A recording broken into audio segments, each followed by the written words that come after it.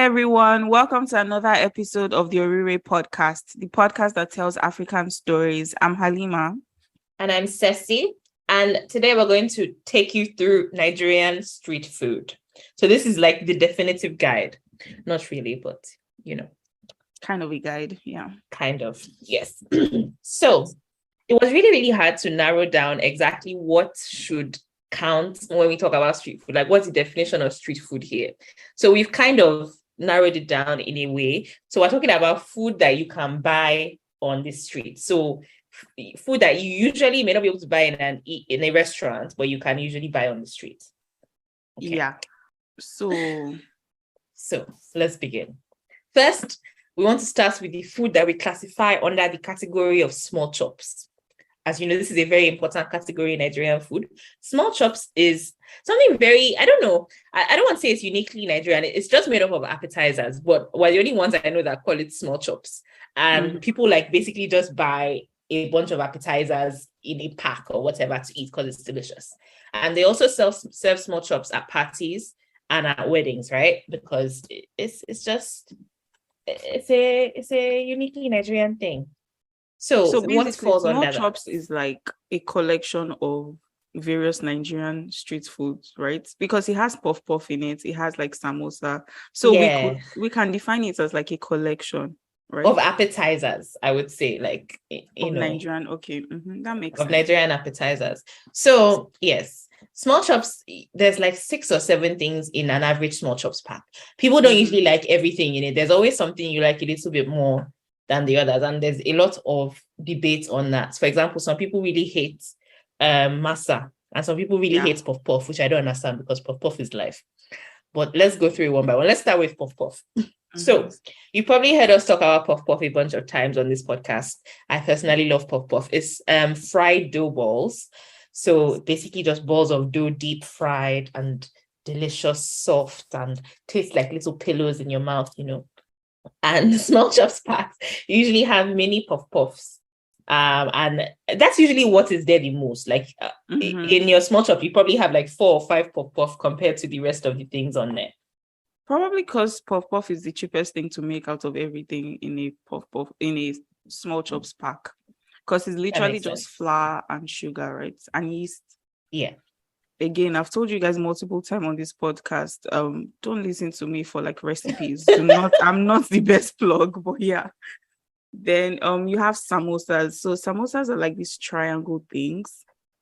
I think most people know what samosas are because you get samosas in Indian cuisine as well. So I think we kind of borrowed that from them. So basically it's deep fried triangles, and the triangles are full of meat, heavily seasoned meat, and I don't know what else. And then it's wrapped in like some kind of pastry and I think it's like dough. Like the thing is wrapped in is made with dough and water. Yeah, so it's basically the same thing you used to wrap spring rolls that you used to wrap samosa, which leads us to the next thing in the small chops collection, which is spring rolls. Spring rolls are universal. I think lots of different places eat spring rolls. It's basically just a bunch of vegetables and meat, of course, wrapped in a pastry and deep fried.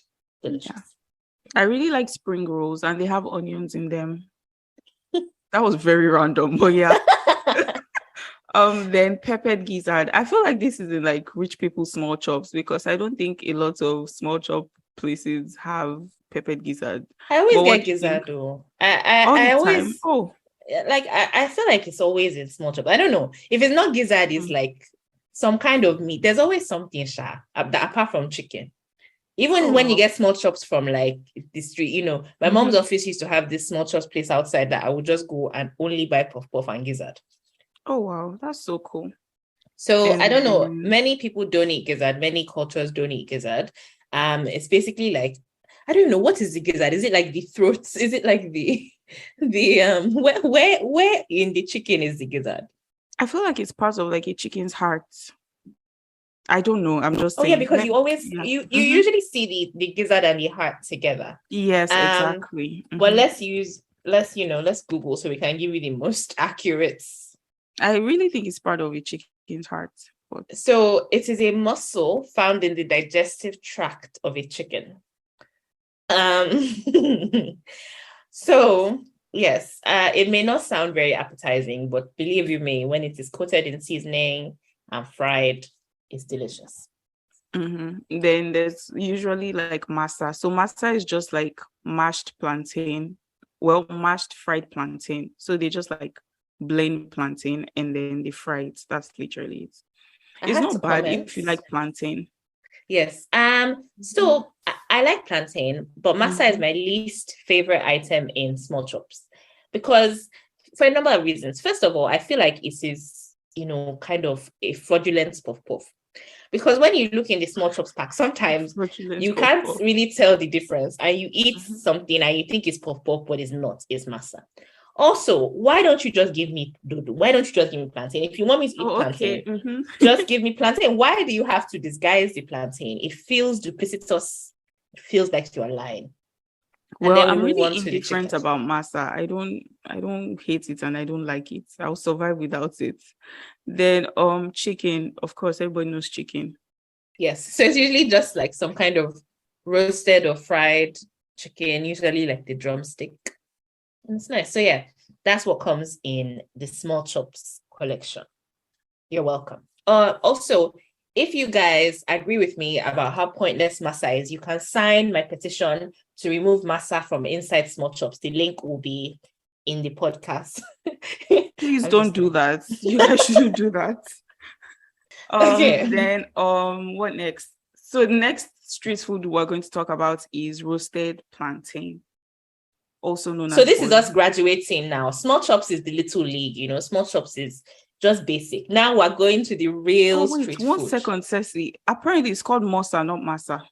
It's called mosa. Okay. Apologies, guys. Mosa, not masa. Although I'm sure that opinions on that differ because I've heard Yeah, both. I've heard it both I've ways, heard as they say. masa, exactly. So roasted plantain, aka boli, which is roasted plantain. So usually this is roasted like in the open air on like a grill by someone on the street, and she's usually fanning the plantain as it roasts and it smells nice. It's also called boli. And it's eaten in different ways. So actually, Halima and I were just having a mini debate over whether roasted plantain or boli counts as a meal or a snack. Because there are two different ways that this is eaten, at least two most popular ways. Number one is with groundnuts, so roasted groundnuts, which is another street food we're going to talk about. And when you eat one boli or something with roasted groundnut on the side, I think that counts as a snack. Because it's not really a filling meal, and it's kind of dry. It's just boring. Still tastes good, but nothing special. But when you eat 2 or 3 boli with fish, roasted fish and sauce, then it's a meal. This is my opinion on this. What was your counter? Well, mine is that boli is a snack. No matter how you eat it, it's a snack because it's just weird. Okay, you're eating roasted plantain. Maybe, I don't know, maybe it's just in my head, right? But I get your point. I see how it can be a meal. But Yeah, then I mean, boli is even boli. if you forget that it's roasted now, won't you eat do you not eat plantain as a meal sometimes, or do you always eat as a snack? You have to eat plantain with something, I right? don't So it's think either so. plantain and egg. Have you ever eaten plantain Well, yeah, alone? of course you eat it with egg, yes, Or but plantain it's and the main part rice? of the Or meal. I think rice and plantain is different because when it's rice and plantain is the side.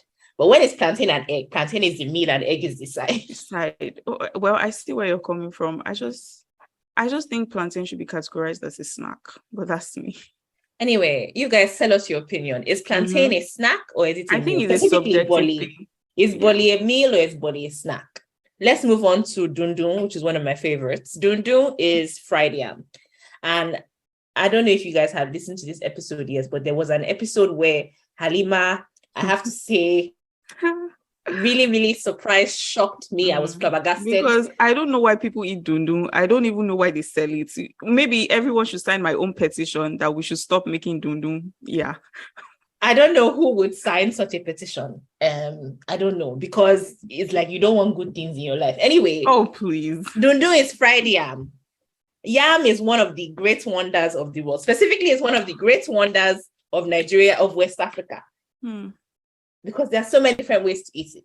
but the way that they eat it as a street food is dundun fried yam, which is served with like a palm oil sauce or some matadinde or something, which is like fried pepper stew. Very delicious. So now we move on to granuts. Yeah, boiled granuts is literally just boiled granuts. You just boil granuts.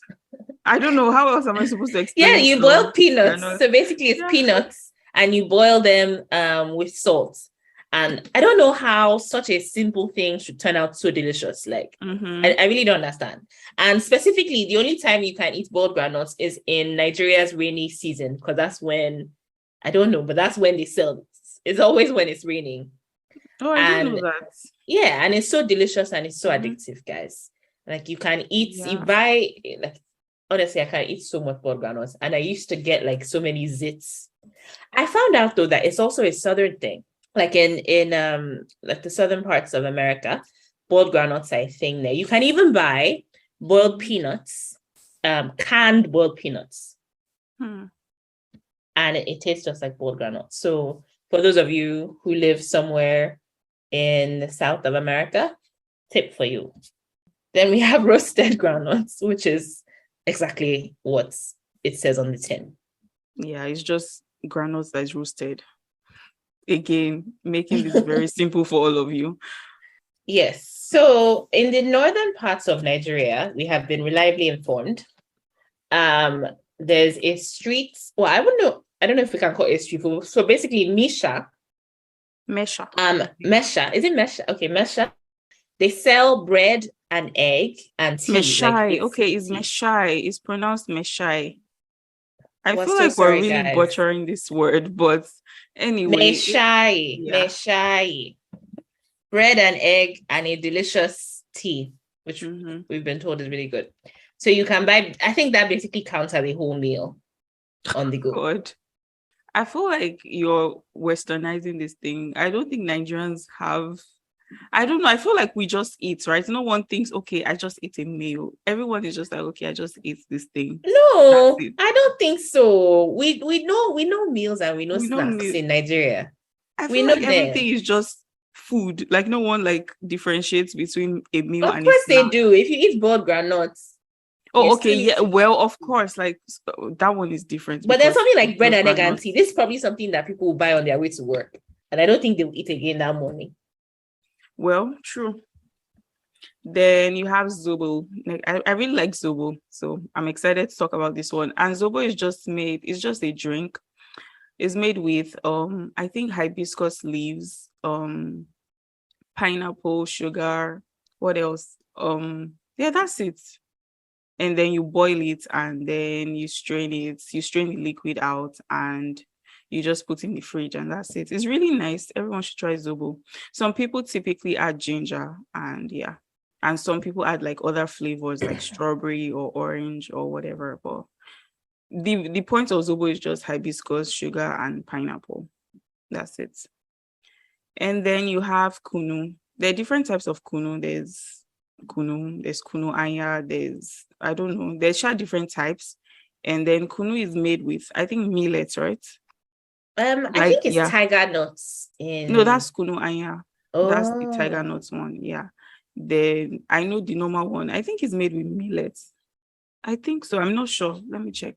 Yes. It says it's usually made from a grain like millets. Yeah. So that's it for kunu. So it's a drink as well. It's very nice. You should try kunu is basically kind of horchata. So horchata is I think a South American or Spanish drink that's made with tiger nuts as well. Or at least in Spain, it's made with tiger nuts, but it can be made with other kinds of grains too. Next up, we have one of my favorites, suya. Suya is the king of street food. Suya is the night king of street food. Suya is just like beef. No, you can't simplify suya like that. First of all, there are so many things. You have to set the right atmosphere. So suya, you can only eat suya from evening time till night. In fact, I don't believe that you can find suya during the day. usually, because the people who make suya, they only come out from like At 6 night. p.m. It's Yeah. honestly, that's how it is. So usually you already know where they sell suya in your neighborhood, you know what time they open. Mhm. And it's usually people from, I think, the north who have this skill to like, I don't know, to carve the meats, to season the suya, to know the secrets of how to season the meats to create suya. So suya is not just beef though. Suya is basically like various parts of the cow. So it's usually the I mean, yes, most people just get the beef, which is so boring. But if you really, really want to go into suya, it's all the other parts of suya that make it so delicious. So suya is seasoned with like a secret suya mixture, which is passed down. And to be honest, most people have kind of already figured out what it is that they use to spice suya. I feel like it's just yaji. So if you're in northern, right, and apparently in the north, suya is made from like 12 p.m. up until like late in the night. So we so it's take back only in that the south. information. Yeah, but in the west, I think, yeah, in the south or something. Yeah, I feel like we just take in the night. But anyway, what was I even saying? Okay, I was talking about the ingredients. So it's basically yaji, and yaji is just like this pepper mix. I think it's made with like Cameroon pepper, corn thing. Honestly, I don't know what yachi is made from, but that's what they put on suya. From research, And yeah, I have found that it includes some kind of combination of pepper, bouillon powder, ginger, garlic powder, onion powder, paprika, and like blended roasted peanuts. Good. Allegedly. I really think there's like roasted peanuts in yaji, because if you taste suya, you can tell that there's some sort of corn in it, or nuts rather, not corn. Yeah.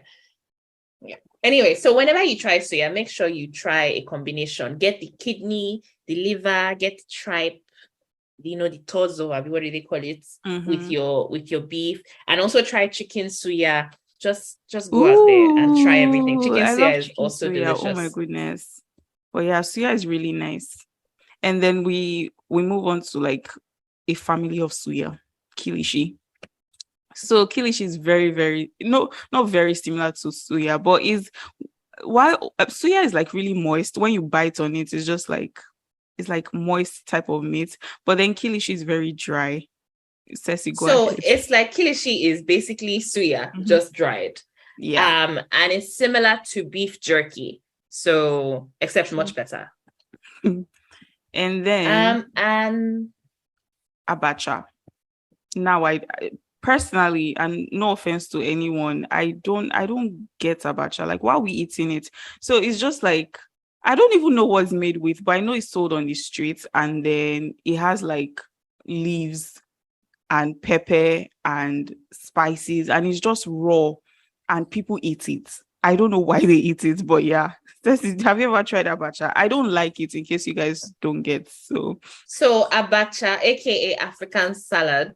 Oh no, it's made, not African salad. That's what they call it too. It's primarily made of cassava. So it's like shredded cassava. And there are lots of variations to abacha, but typically it's served like with some kind of roasted fish, I think, has been my experience. And then like a side of onions and some vegetables. Many people really, really enjoy abacha. I think I've only tried it once. To be honest, I can't really remember how I felt about it. I'd be willing to try it again just so I can make a different opinion. And then they use like garden egg leaves as garnish, I believe. And then we have up next we have okpa. So okpa, I don't know how to describe this. Today I saw a tweet. I want to try and find the tweet about okpa. So this is not my opinion, but I saw a tweet where basically somebody was like, what does okpa taste like? Does it taste like moi moi? And then someone replied that, no, you will go to okpa expecting it to taste like moi moi, and all you will taste is disappointment. I'm paraphrasing here. Oh, wow. So this is not my opinion. This is a tweet that I saw. I promise you.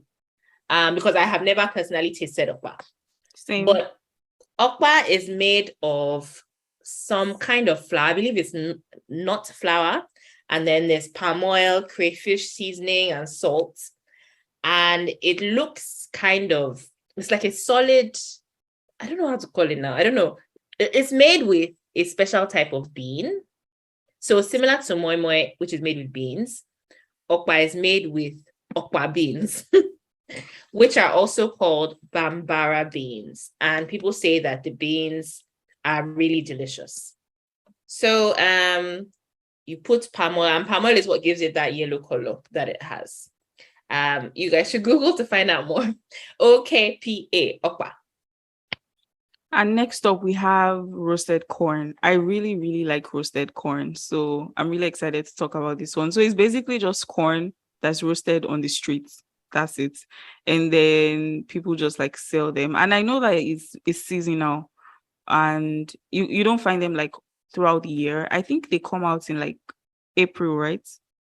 I don't remember the exact month, but I know they come out like at a specific time each year. And roasted corn is just found on the street. You can buy it from anyone selling it on the street. And some people usually buy it with, I think, ube, right? Like or coconuts.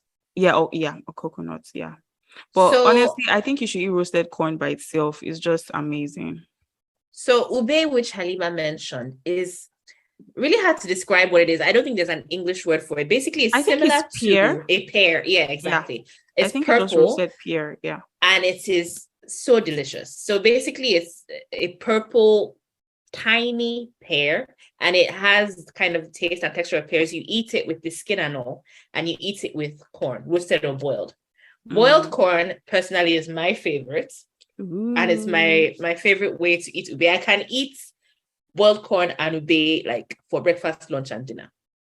I think roasted corn is B because it's just amazing. Like your entire mouth is going to hurt after eating it, but exactly. It's worth it. That's what makes it nice. That's what makes it very, very nice. Food should not be so difficult to eat. Like it shouldn't be so complicated. I think I love the chaos of roasted corn. I really love it. Anyway, so it's chaotic people that like roasted corn. Meanwhile, reasonable, sensible people like boiled corn. Oh, please. And then next up, we have egg roll. Is this a pastry or a street food? I think it's a street food because you can find it on the streets. Yeah, I think it's a street food, although it is a pastry as well. But then the thing is, restaurants don't really sell egg rolls. They sell Scotch eggs in Nigeria, in my experience. So egg roll is what's the difference between egg roll and Scotch egg? Okay, that's a very good question that you asked. I think it's like the same thing.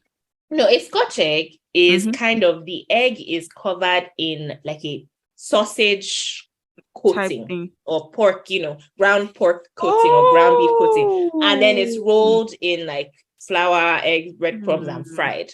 Whereas with egg roll, the egg is covered in pastry. Yeah, that makes sense. And then it's, So personally, I prefer Scotch eggs. I'm not a big fan of egg rolls, but needs must and all that. I don't like either egg roll or Scotch egg, but I don't know if you guys can tell, I'm very picky to some extent. So yes, Halima doesn't like yam, guys. Anyway, I will never let it go.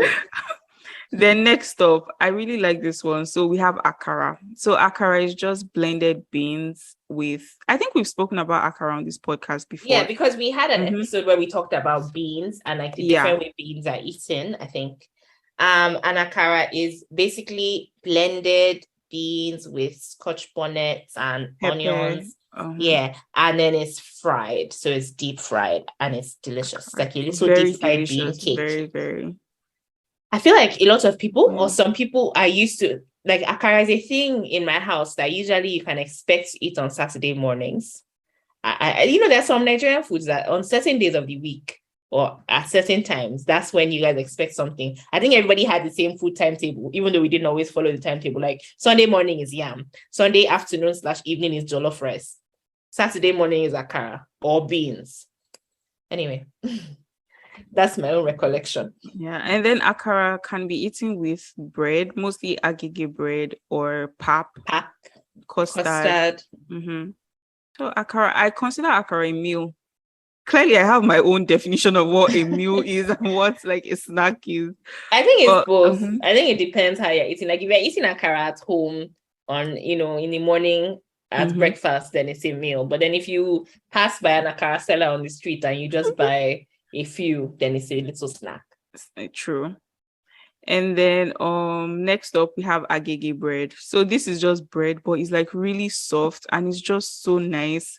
And you want to eat it when it's hot, when it's just out of the bakery. Agege bread is honestly one of the best things about Nigeria. So that's it. I wholeheartedly agree. Agege bread is the king of breads. I don't know what it is that makes it so unique. I have tried so many times. I'm somebody who I enjoy cooking and baking, and I've never been able to recreate agege bread just like exactly the same way it is back home. I don't know what the secret is, but basically people hawk agege bread in the mornings, and that's usually when you can buy it. And most people buy and use it for their meals. There are so many different ways you can buy agege bread. There are many different types of agege bread too. Like there's my favorite type of agege bread. There's the normal agege bread, which is just like a little rectangle, right? A little rectangular cube. Then there's the agege bread that has like 2 humps. I don't know if you guys know what I'm talking about. True. Yeah. It has the hump. That one is my favorite one. And that I can talk about agege bread. We should do an episode. And how you can spot like authentic agege bread is the one that doesn't have a brand name on it. So ones that don't come in like nylons or bags or whatever, just like normal ones that are hawked on the streets with nothing, like no sort of protection. That's like the authentic agege that's bread. when you know. But you know what? What does that say about our food standards? I don't know, but it's delicious. Yeah, I really love agege bread. Oh my goodness. Next up, we have.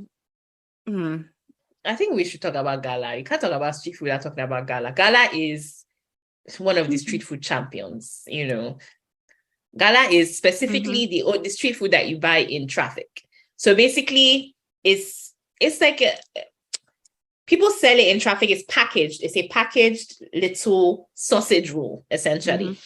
And there was a time gala and lacasera was the perfect combination.